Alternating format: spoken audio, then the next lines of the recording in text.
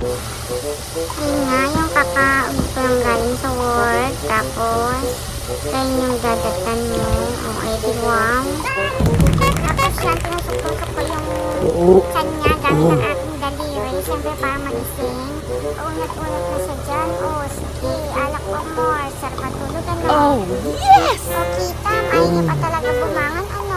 Tulog pa more. Oh, O, ano, ayan, istorbo na bakit ka? saan? Pabilang pa siya. Ano pala? Didilat din pala. Pabebe pa. Tama na.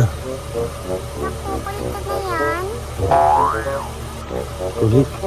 Hindi ako makulit. Ikaw kaya ang makulit dyan. Ayaw mo pa talaga bumising ha. Sige. Hindi niya ako makakasagot ka sa tanong ko. Aba, hingi ka pa dyan ha. Kala mo makakalusot ka. Kumain na yan. Ulam pa dyan. O saan ang ulam? Saan yung kanin?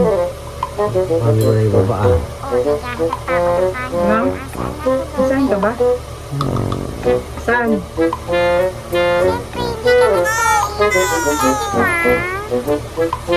Ang bilang nga lang kita. O, bumangon ka na kaya. Hindi mo na pala ko eh.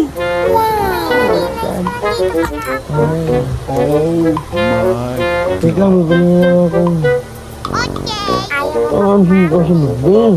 saan naman ako susunod? Ano bang naiisip mo? Alam mo ba talagang nandito ako? Ano sunod ng sunod? Saan ba ako galing?